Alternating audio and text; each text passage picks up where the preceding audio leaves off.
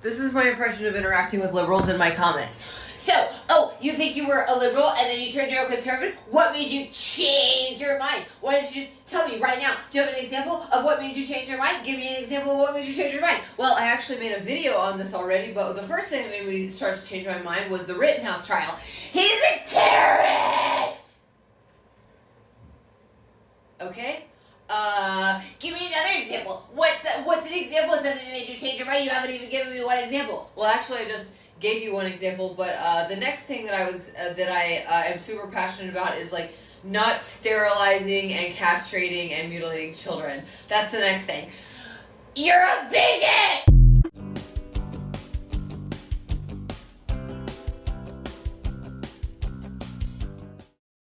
Welcome to my channel, Outspoken Samantha. If you are new here, welcome. I would love it if you would hit that subscribe button.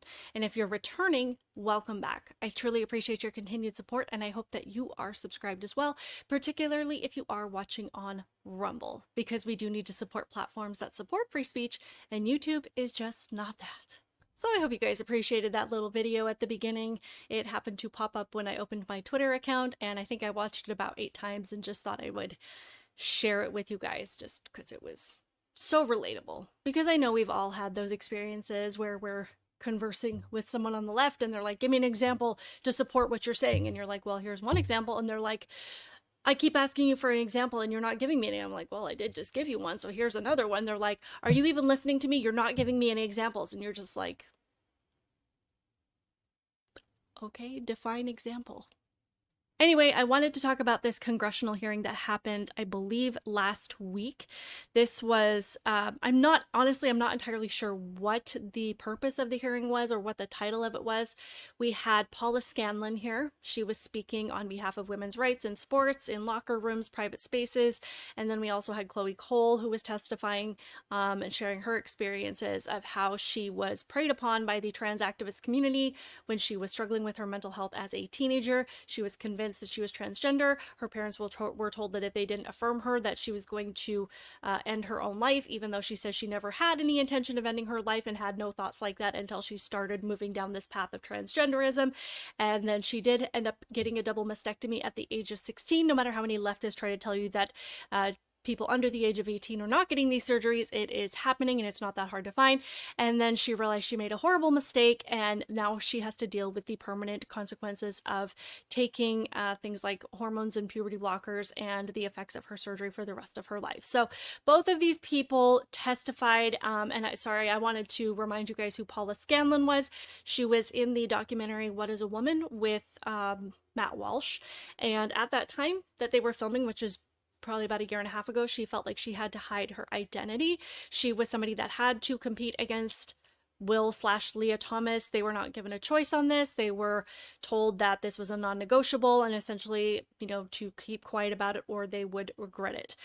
She was also they had it sprung on them that they would have to share a locker room with this 6'4" biological, fully intact male. And the way that they found out that they would be doing this was when Will/Lia showed up one day and just stripped down right in front of them in the locker room with them, just pretending that there was nothing abnormal about that situation. And when they tried to voice their concerns about it, they again were told that this was just the way that it was going to be and they were going to have to deal with it if they wanted to continue swimming. And then Paula decided to share her identity with us not too long ago, probably about a couple months ago at this point, and she wanted to join the fight to preserve women's rights, women's spaces, women's athletics, and she now travels, or she does a lot of events with Riley Gaines. They were both impacted by this situation with Will/Lia, and now she is very outspoken about her experiences. She does provide testimony here, as particularly about the impact of having to share a locker room with this grown man who has had no surgery. The only change that this person has made is to take estrogen, I believe, for about 1 year. Other than that, grew their hair out, changed their name, no surgeries, no other alterations, so a fully intact male. And how traumatizing that was, not only for her, but for many of the other women that had to repeatedly, numerous times a week, undress with this person without their consent. So I do want to play some of her testimony and what she had to say. This is just a little bit of a trigger warning because she does talk about being SA'd. If you know what that is, she does use the words, which I won't bleep out. So if that is triggering for you, feel free to skip ahead about 2 minutes and then we'll get on to the next portion of it. While many of you already know this, what you do not know is the experiences of the women on the University of Pennsylvania swim team.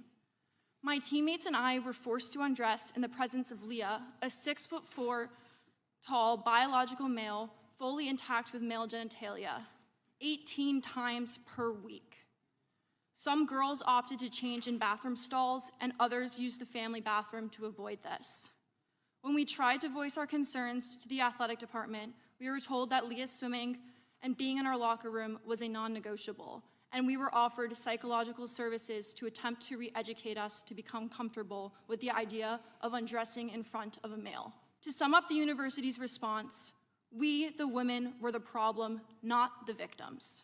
We were expected to conform, to move over, and shut up. Our feelings didn't matter. The university was gaslighting and fear-mongering women to validate the feelings and identity of a male. Today, any discussion maintaining the sanctity of women's spaces is labeled transphobic, bigoted, and hateful. What's bigoted and hateful is the discrimination against women and the efforts to erase women and our equal opportunities, dignity, and safe spaces. One might ask, why do I speak so passionately about issues that seem hypothetical, or some may perceive as only impacting a small number of women? This is not hypothetical. This is real. I know women who have lost roster spots and spots on the podium. I know of women with sexual trauma who are adversely impacted by having biological males in their locker room without their consent. I know this because I am one of these women. I was sexually assaulted on June 3rd of 2016. I was only 16 years old. I was able to forgive my attacker, but violence against women still exists. Let us not forget the viral Me Too movement that empowered female victims to speak up. It casts a spotlight on the widespread prevalence of sexual assault and abuse, including in scholarly and educational institutions. Individuals on this committee have previously stated violence against women is all too common. I am grateful for those members who have brought awareness to the violence against women in the past, but unfortunately, there's still much to be done. As a sexual assault survivor, many policies pushed today completely ignore my experiences and many women like me. I ask the members of this committee, please consider this issue outside the lens of political affiliations and understand the true impact of ignoring the realities of womanhood. Future generations depend on us. Thank you for the opportunity to speak here today. I really appreciate her testimony and being vulnerable, because sharing situations like that is a form of having to relive trauma. But these girls are having to come forward and repeat their experiences and let them know, like, this is something that happened, and having to share a space with a biological male where I am vulnerable, where I am undressing and they are undressing without my consent is triggering. Not to mention when Paula's talking about, why people asking her why she would be so passionate about something that seems to only affect a small minority of women. This isn't something that just affects a small minority of women. There are a small minority of men who feel like it's their right and have been given a path forward to enter women's locker rooms and spaces, and apparently their rights override all of women's voices and their experiences and their trauma. But as the Me Too movement exposed, it exposed the fact that this is far too common, that women across the board, for the most part, most women have experienced some kind of physical, personal violation in some way.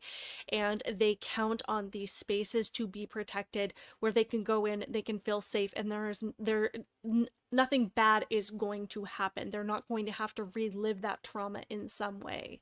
I remember when that movement spread, and how often that hashtag would pop up in my newsfeed, and how many women that I had known for years in my life that I had absolutely no idea faced something like that, and to varying degrees.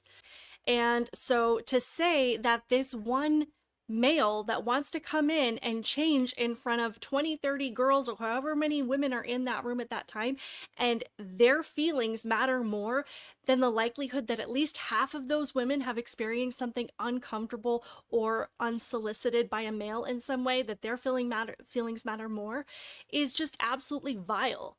And I can't believe how far we have strayed from this idea that we wanted to empower women and have them share those experiences and let them know that they're not alone and reassure them that this is something that they could overcome and, find comfort with other women in.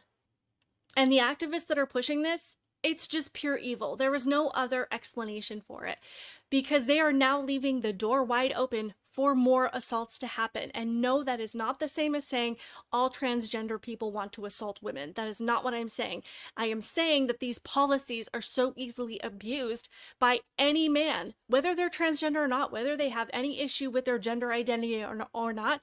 They're being told that all you have to do in order to enter these spaces where women are getting undressed, where women are vulnerable, where there are no cameras, where there's no one in there to really stand up for them, all they have to do is say, I'm a woman, and they can go in. They don't have to have any kind of verified gender identity issue. That is all that it is taking. And there are plenty of men who are not good, who are not protectors, who are not chivalrous, who do not feel that it is their job to protect women, who are fully willing to take advantage of women, who are just looking for that opportunity. So now you've paired this opportunity for any man to walk in and do whatever the heck he wants with these women, in front of these women, even if he just wants to go in and stare at them undressing, combined with the fact that now that women, if they speak out and say, this man over here, I do not believe that he is a male, I believe that he is here for suspicious intentions or for harmful intentions, if they speak out against him, they're being silenced. So now they're being made vulnerable to these experiences,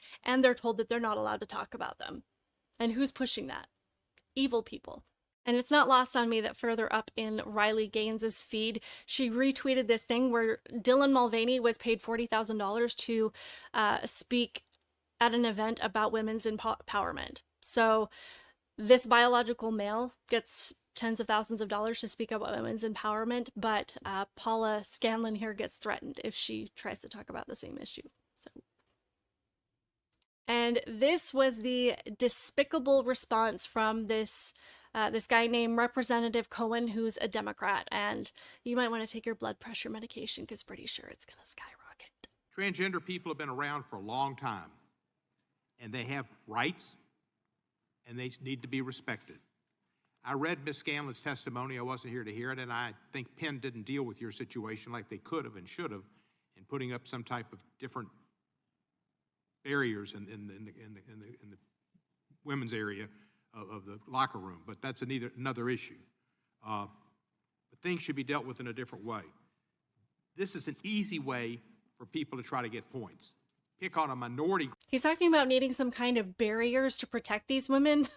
You mean like another bathroom? Second of all, and I actually think, this is a point that came to my head, and I do think Paula actually brings this up later, but why would you need barriers if trans women are women? If they're exactly the same, there's no difference, and these women should not feel unsafe having this person in there, why would you need any kind of barrier at all? He's admitting that there is a difference, and they do this all the time. They unknowingly or unintentionally admit that they are fully aware that they are wrong, that there are biological differences, and that there are a reason to have these spaces separated. So why would he ask for a barrier within the women's restroom instead of just using the barriers that are already in place that are the women's and the men's restroom?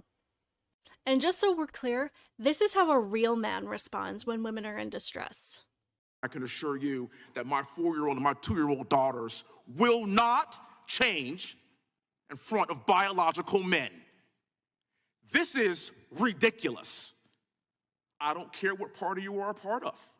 If you think that we're all equal and the same biologically, you've literally lost your mind. And when my 2 daughters work hard in the sport, work hard in their craft to be the best that they can be amongst other women, they will compete against other women. I owe Victoria and Olivia and every other young lady in this country that. If you think I'm wrong, I am not the problem. I can assure you. Amen. And then we're going to go on to Chloe Cole's testimony. Before I was able to legally drive, I had a huge part of my future womanhood taken from me. I will never be able to breastfeed. I struggle to look at myself in the mirror at times. I still struggle to this day with sexual dysfunction. And I have massive scars across my chest. And the skin grafts that they took of my nipples are weeping fluid today. And they were grafted into a more masculine positioning, they said. After surgery, my grades in school plummeted. Everything that I went through did nothing to address my underlying mental health issues that I had. And my doctors, with their theories on gender, thought that all my problems would go away as soon as I was surgically transformed into something that vaguely resembled a boy. Their theories were wrong. The drugs and surgeries changed my body, but they did not and could not change the basic reality that I am and forever will be a female. When my specialist first told my parents that they could have a dead daughter or a live transgender son, I wasn't suicidal. I was a happy child who struggled because she was different. However, at 16, after my surgery, I did become suicidal. I'm doing better now. But my parents almost got the dead daughter promised to them by my doctors. My doctors had almost created the very nightmare they said they were trying to avoid. So what message do I want to bring to American teenagers and their families? I didn't need to be lied to. I needed compassion. I needed to be loved. I needed to be given therapy to help me work through my issues, not affirm to my delusion that by transforming into a boy, it would solve all my problems. We need to stop telling 12-year-olds that they were born wrong, that they are right to reject their own bodies and feel uncomfortable with their own skin. We need to stop telling children that puberty is an option, that they can choose what kind of puberty they will go through, just so they can choose what clothes to wear or what music to listen to. Puberty is a rite of passage to adulthood, not a disease to be mitigated. Today, I should be at home with my family celebrating my 19th birthday, and instead I'm making a desperate plea to my elected representatives. Learn the lessons from other medical scandals like the opioid crisis, to recognize that doctors are human too, and sometimes they are wrong. My childhood was ruined along with thousands of detransitioners that I know through our networks. This needs to stop. You alone can stop it. Enough children have already been victimized by this barbaric pseudoscience. Please let me be your final warning. Thank you. So if you've heard Chloe's story before, this was a process that started about the age of 11, and I'm not entirely sure. I can't remember exactly what triggered it, but she did start taking hormones, puberty blockers, and then she did have a double mastectomy at the age of 16. She said that she never felt like she wanted to end her life. The only time that she did was after she had gone through all of these procedures. But something that her doctors told her parents was that if they didn't allow her to do this, that she would take her own life. And that was actually something that she, from what I understand, wasn't even in the room for when the doctors told her parents that. So this is a manipulation tactic that so many doctors are using, that we hear from so many of these people that are going through this experience, in saying that if you don't do this, they're going to take their life.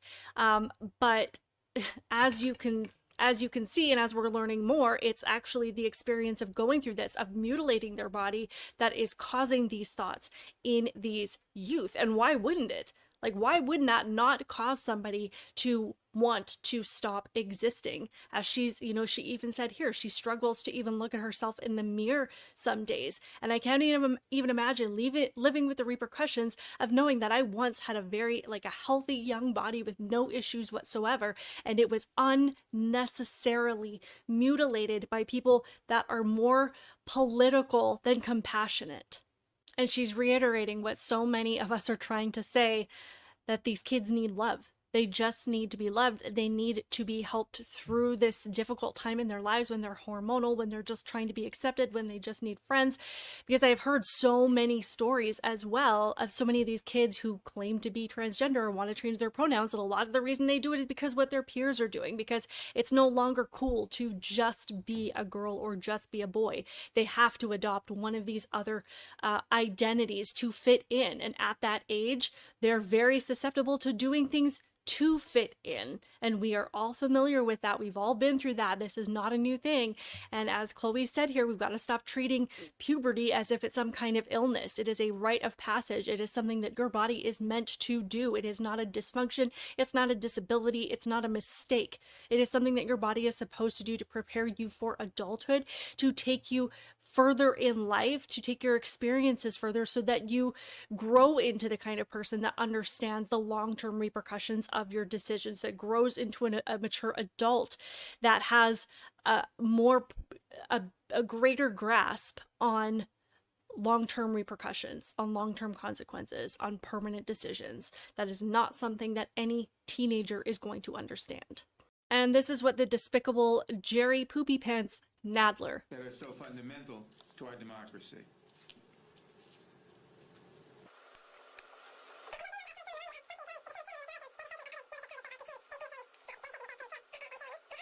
Waters is doing some very important work on this subject, not part of this package, but part of preserving our democracy.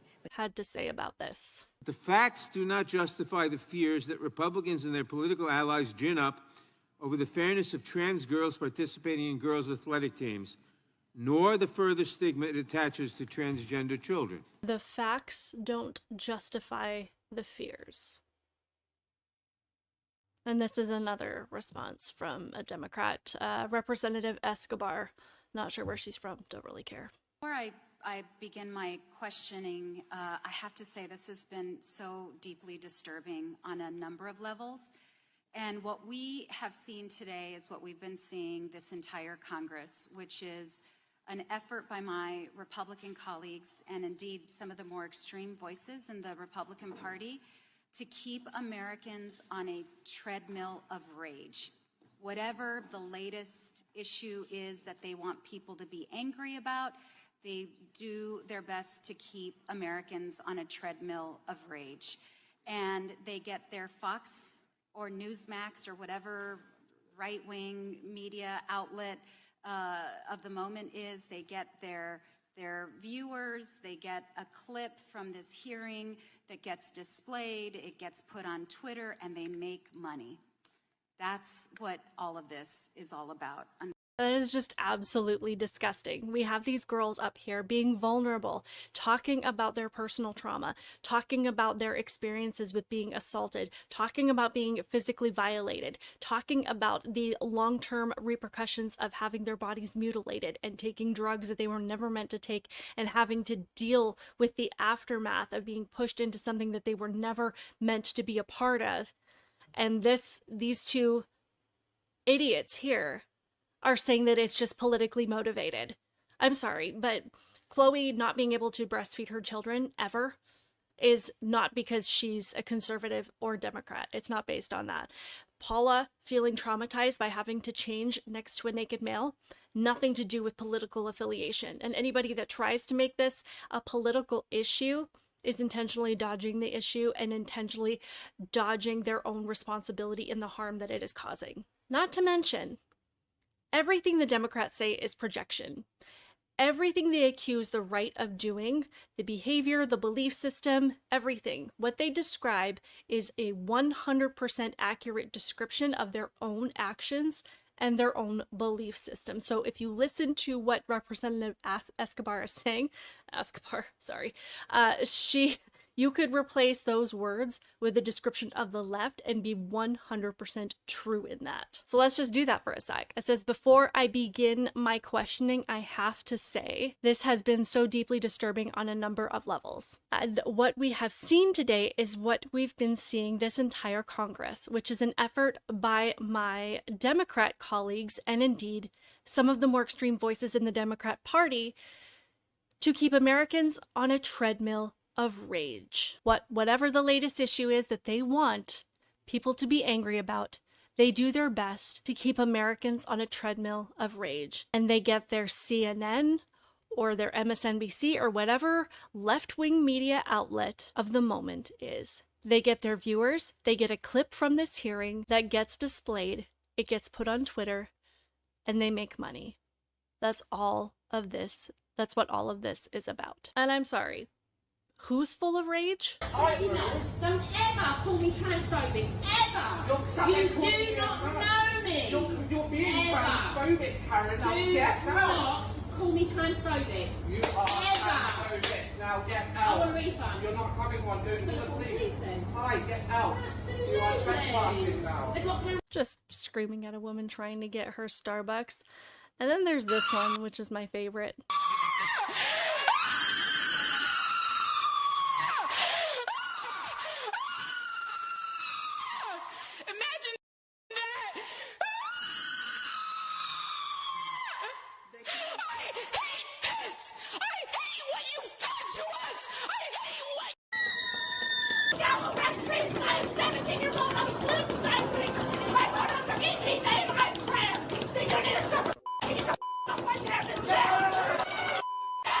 So, yeah, I think it is so incredibly vile that they continue to make this a political issue when, like, 5 minutes ago, we all agreed that there was a necessary division between men and women's spaces, men and women's sports. We all agreed that children were not mentally capable of making long-term permanent decisions. We all agreed that mutilating children was a terrible idea. We all agreed that sexualizing children was a terrible idea. So the only people that have made this political are the people that have decided to push everything off a cliff and then yell at us for standing here going, yeah, not gonna do that, and then call us bigoted and hateful for standing our ground and saying, I'm not coming off the cliff with you. What I was not expecting, though, was the busload of rent-a-mob hard-left LGBTQ+ activists to turn up.